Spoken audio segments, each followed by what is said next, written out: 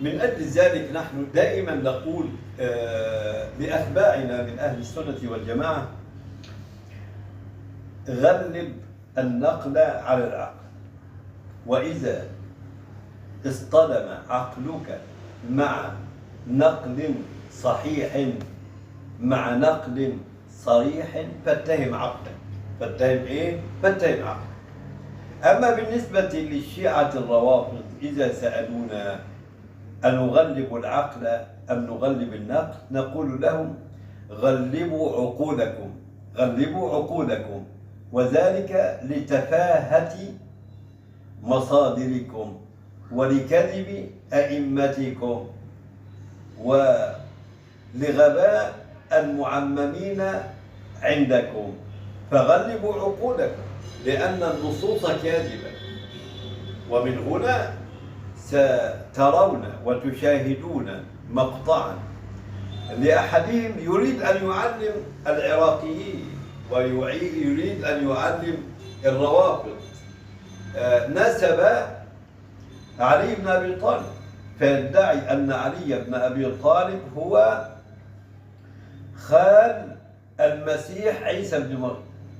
يعني احنا عندنا النساب وعندنا علم الأنساب، ونعلم نسب الرسول ونسب علي بن أبي طالب ونسب أبي طالب ونسب عمرو بن هشام أبي جهل ونسب أبي لهب وأنساب الصحابة والعلماء والفقهاء، إلا أنه يصر على أن يعلم العراقيين ويعلم الدنيا أن علي بن أبي طالب هو خال المسيح عيسى بن مريم، وأن علي بن أبي طالب هو أخو وشقيق السيدة مريم العذراء. اتفرجوا وتفضلوا وشاهدوا، وأرجو أن تكتبوا آراءكم من خلال تعليقاتكم. نعم، تفضل. من هو عيسى بن مريم؟ خلينا نشرح شوية للعراقيين للنصارى.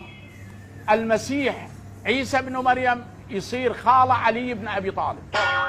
لماذا خال علي بن أبي طالب؟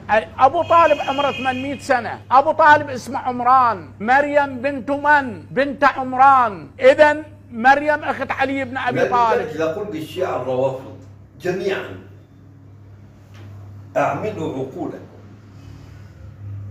غلبوا العقل على النقل، لأن النقل عندكم فيه خلل.